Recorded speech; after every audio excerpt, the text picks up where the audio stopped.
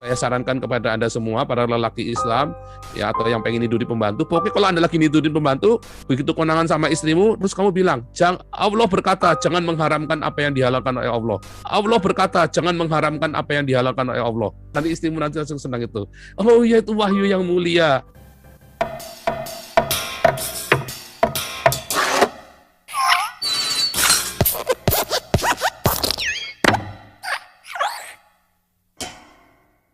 Seumur hidupnya Muslim, pasti menista orang Kristen. Seumur hidupnya, kalau engkau beragama Islam, engkau pasti menista orang Kristen. Haleluya, haleluya. Makanya ya, hati-hati dengan kata penistaan agama. Ya, itulah sebabnya di Eropa kata penistaan agama itu ditiadakan. Ya, ditiadakan. Nah, adanya hate speech yaitu bila kita diajak untuk memusuhi satu kelompok atau satu orang, mengancam membunuh, ya itu kayak orang-orang siapa itu FPI yang katanya mau bunuh saya, terus kata si Nasrullah itu yang katanya mau cungkil mata saya, ya itu hate speech. Nah, kalau saya nggak pernah hate speech karena saya tidak pernah suruh orang Kristen untuk membenci orang Islam. Saya suruh orang-orang Kristen untuk kasih makan orang Islam. Ya, kalau Islamofobia itu wajar. Masa kita tiap hari ditakut-takutin, diancam gereja mau dibakar, diancam itu si Ade Armando bilang nanti dipersekusi lebih lama lagi orang-orang Tionghoa, ditakut-takutin. Ya kita kalau bilang Islamofobia ya wajar. Kalian sendiri yang bikin kita takut, masa kita nggak boleh takut? Bukan masalah boleh nggak boleh. Jangan takut, nggak boleh takut, nggak boleh, awas tuh. Kalau takut gua bunuh lo. Ah, itu kan juga sama nakut-takutin lagi loh. Gimana sih cara berpikirmu? Bukan masalah itu, tapi itulah yang terjadi. Makanya ya sebenarnya yang kalian lakukan terhadap saya itu adalah hate speech, termasuk ancaman-ancaman untuk lapor ke polisi itu hate speech. Karena sebetulnya saya nggak bersalah apa-apa dan Anda mengintimidasi, bahkan katanya mau nyatronin keluarga saya, apalagi itu harusnya ditangkepin semua tuh. Nggak benar tuh, itu hate speech. Nah, kalau kita cerita hate speech ya, apakah saya ada hate speech? Nggak pernah. Saya tidak pernah hate speech sekalipun. Yang ada adalah saya mengatakan yang sebenarnya tentang Islam. Saya tadi barusan diinterview sama salah satu majalah ini ya, salah satu media di Perancis ya.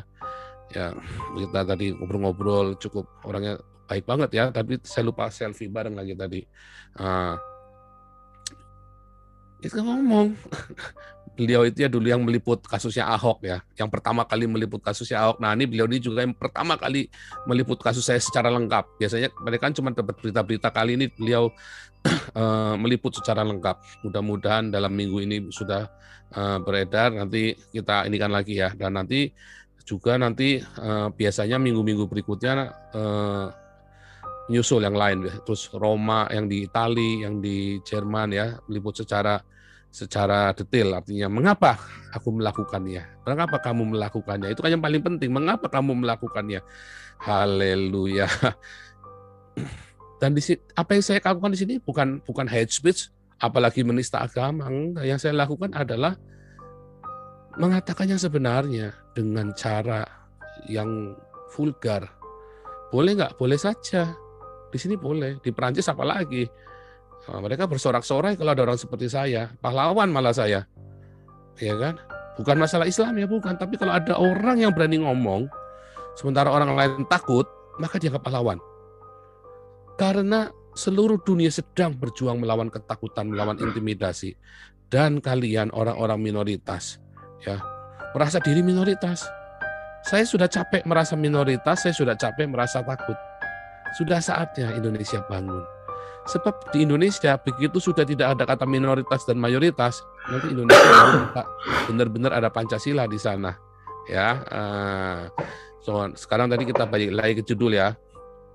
Ketika orang Islam Muhammad berkata Yesus tidak disalib, itu adalah sebuah penistaan. Bayangkan kalau kamu dikatain tetanggamu, ibumu tidak pernah melahirkan kamu.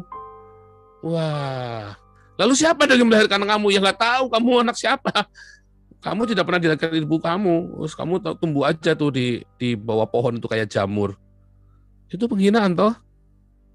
Penghinaan. Lah ibu kamu gimana? Ya nggak jelas. Ibu kamu pohon itu. Ibu kamu bukannya sekarang itu, bukan itu cuman kamu anak dapat nemu di bawah pohon. Nah, itu penghinaan. Loh Pak, hubungannya sama Yesus. Oh iya, kita kan lahir baru melalui salib Yesus. Karena Yesus disalib, maka kita dilahirkan kembali. Bisa dilahirkan kembali orang-orang yang percaya pada Yesus Kristus. Ya kan? Maka kita dijadikan anak-anak Allah karena kita percaya. Yaitu percaya kepada Yesus Kristus yang mati dan bangkit. Ya. Itu penghinaan. Ketika orang-orang Islam berkata Yesus bukan Tuhan, itu juga penghinaan. Ya. Cuman Yesus itu nabi. Oh, itu penghinaan karena Yesus tidak pernah mengatakan dirinya nabi. Waktu saya ditanya sama orang Perancis tadi juga bilang, emang Yesus pernah mengatakan dirinya nabi? Dia ketawa. Nggak pernah sih, dia bilang. Iya, nggak pernah. Nggak pernah. Yesus nggak pernah bilang dirinya nabi. Yesus berkata, ya, ia adalah Mesias, anak Allah. Ia tidak pernah berkata ia nabi. Ia berkata bahkan di dalam Wahyu 21 ayat 6 dan 7 berkata ia adalah Allah. Bukan cuma Tuhan, ia juga Allah. Jadi kalau Islam bilang Yesus bukan Tuhan, bukan Allah, wah itu penghinaan. Makanya kalian orang Islam, seumur hidup kalian selama jadi Islam, kalian menghina kami orang Kristen. Acaranya siapa? Acara Nabi kalian. Nabi kalian juga berkata mau ngawinin Maria, ibu suci, bunda suci. Wah, itu penghinaan. Wah, itu kurang ajar tuh. Kalau saya dari sebelahnya, saya gampar itu. Ya kan? Coba tiba-tiba temenmu bilang, ya, saya ngomong pakai bahasa kasar ya, fuck your mother, I will fuck your mother. Wah, gue gampar itu. Jangan ngomong pendeta, begitu sebelahnya bilang I will fuck your mother, langsung tangan saya ngelayang aja begitu. Bagus kalau cuma tangan ngelayang, udah kami kasih Maigeri pakai sayutuko juga tuh. Iya kan? Nah, coba bayangin, itu penghinaan. Dan Anda memuja-muja penghina itu, berarti Anda menghina kami juga kan? Itu penghinaan loh. Anda sadar nggak sih? Wah, nggak sadar. Karena kalian memang otaknya sudah hina. Sedangkan ketika saya mengatakan yang sebenarnya, kalau Muhammad itu cabul, berdasarkan Alkitab Kristen, berdasarkan ukuran Alkitab Kristen, Muhammad itu cabul. Mengapa? Karena Muhammad punya lebih dari satu istri. Itu sudah cabul. Apalagi kemudian menikahi anak di bawah umur, itu lebih cabul lagi. Lebih nggak pantas lagi. Bahkan di zaman Abraham tidak pantas, di zaman Yesus nggak pantas, hari ini pun nggak pantas. Lalu kalian mau bilang kemarin ya, para santri yang bingung itu kan, bilang itu pantas. Nah itulah, makanya saya bilang, Islam itu lahir di tengah-tengah peradaban yang barbar primitif. Lalu kalian paksakan kepantasan itu untuk hari ini. Nah itulah. Jadi jangan bilang salah. Jangan bilang salah.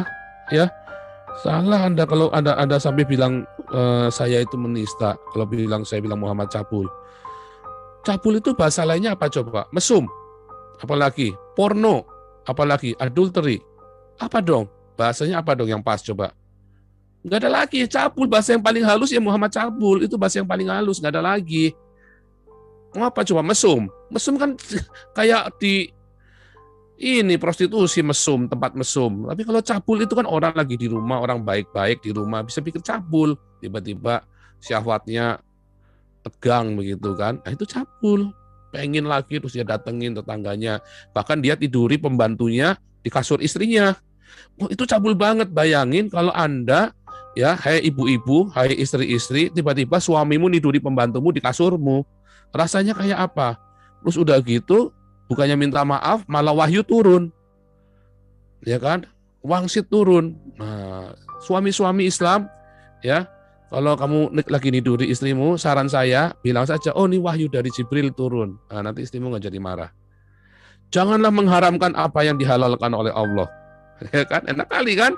Wah, ayo kita bikin sama-sama tidur di pembantu. Ya, saya sarankan kepada Anda semua para lelaki Islam ya atau yang pengen tidur di pembantu, pokoknya kalau Anda lagi tidurin pembantu, begitu konangan sama istrimu, terus kamu bilang, Allah berkata, jangan mengharamkan apa yang dihalalkan oleh Allah. Nah, itu ya, itu tipsnya itu. Nanti langsung, wah, nanti istrimu nanti langsung senang itu. Oh iya, itu wahyu yang mulia. Kan goblok itu. Sorry ya. Sorry, saya tadi nggak boleh ngomong goblok lagi katanya. Tapi memang goblok nih, gimana nggak diomongin goblok gimana? Saya nggak ngomong goblok, emang goblok itu. Nggak ngomong goblok apa coba? Tuh, Tuhan Allah ampuni aku.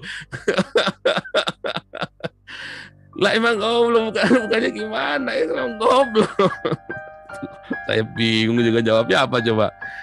Itulah capul, itulah goblok.